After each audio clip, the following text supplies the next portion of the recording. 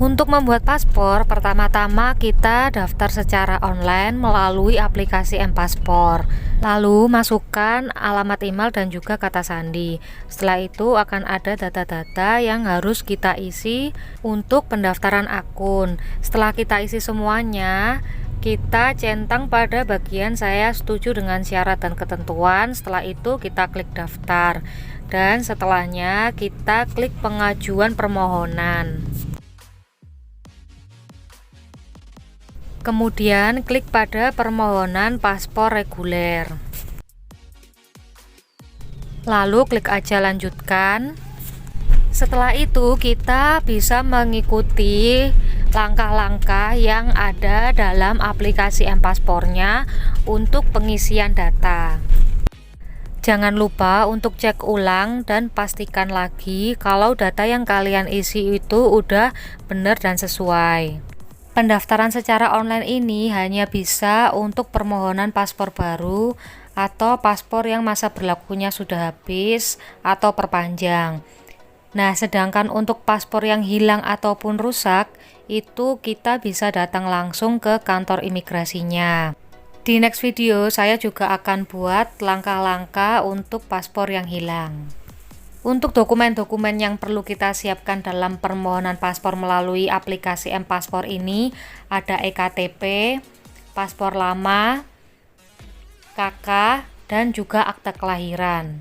Nanti semuanya itu akan kita foto di dalam aplikasi M-Paspor ini. Langkah kedua dari permohonan paspor ini, kita diberikan pilihan untuk mengisi negara tujuan ataupun kita belum memiliki negara tujuan. Apabila kita mengisi negara tujuan kita, maka akan ada pertanyaan-pertanyaan selanjutnya. Sedangkan jika kita belum memiliki negara tujuan, kita akan lanjut ke langkah berikutnya. Di sini saya memilih belum memiliki negara tujuan. Setelah itu kita lanjut ke pertanyaan berikutnya atau ke langkah 3. Di langkah 3 ini kita diminta untuk memfoto KK dan juga akte kelahiran atau ijazah atau akte perkawinan. Nah, itu kita bisa pilih salah satu di antaranya. Sedangkan untuk dokumen-dokumen yang kita bawa ke kantor imigrasi, itu fotokopi EKTP, fotokopi paspor lama sebanyak 1 lembar, dan bawa aslinya juga. Plus kita juga harus bawa surat pengantar ke Kanim yang kita peroleh setelah pembayaran pendaftaran online di aplikasi M-Paspor ini. Dan jangan lupa juga bawa materai 10.000 untuk jaga-jaga. Tapi kalau berdasarkan pengalamanku materainya nggak kepake ya guys. Sama kalian harus banget bawa bolpen berwarna hitam guys. Soalnya kalau di imigrasinya itu disediain, tapi kalian tuh harus antri untuk pakai bolpennya. Jadi lebih baik kalian bawa sendiri dan bisa langsung cepat antri ke loket penerimaan berkasnya. Setelah data-datanya udah kita isi lengkap, kita bisa langsung aja klik lanjutkan untuk data pemohonnya ini. Lalu di situ akan ada pilihan untuk kantor imigrasi terdekat. Nah, kita bisa pilih kantor imigrasi terdekat dari area kita. Karena saya mengajukan permohonan paspor elektronik dan belum semua kantor imigrasi melayani untuk permohonan paspor elektronik, jadi untuk pilihan kantor imigrasinya itu hanya sedikit. Mungkin kalau untuk pengajuan permohonan paspor biasa itu akan lebih banyak pilihan kantor imigrasinya. Nah, kantor-kantor imigrasi mana aja yang melayani permohonan paspor elektronik bisa kalian cek ya di sini. Terus kalian bisa langsung pilih untuk jadwal kuota yang tersedia di kantor imigrasi tersebut. Lalu kalian tentukan jam kedatangannya. Setelah itu, kalian bisa aja langsung klik lanjutkan. Sebelum klik lanjutkan, kalian harus pastiin lagi kalau data yang kalian input itu sudah benar.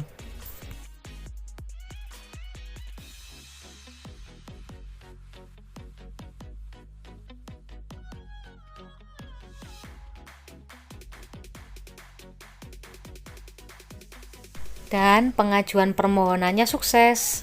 Kita langsung aja klik OK.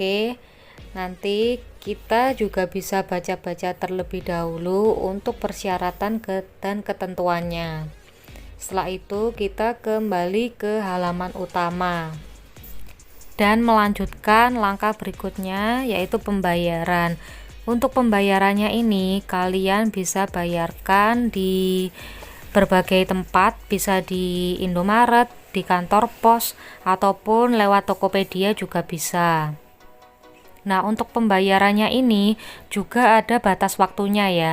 Jadi batas waktunya itu hanya 2 jam. Kalau dalam 2 jam itu tidak dibayar, maka permohonannya ini otomatis batal.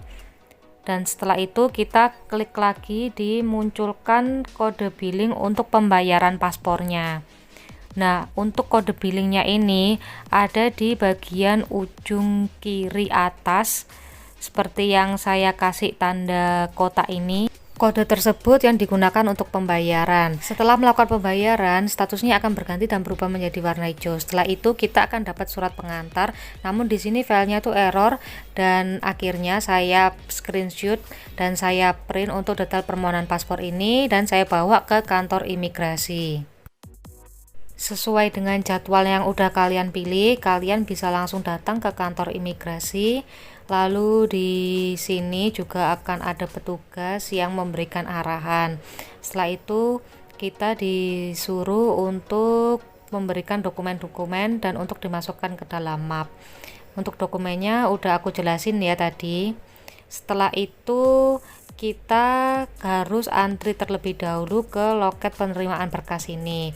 Jadi kalian better datang lebih awal dari jadwalnya supaya antrinya nggak terlalu lama. Setelah itu kita akan dapat nomor antrian dan menunggu masuk di ruang foto dan wawancara. Setelah itu kita akan dapat bukti untuk pengambilan paspornya dan paspornya bisa diambil 4 hari kerja kemudian. Untuk ambil antrian pengambilan paspor ini, kalian bisa scan barcode yang ada di kertas kalian dan pastiin data-data kalian itu udah muncul di layar mesin ini.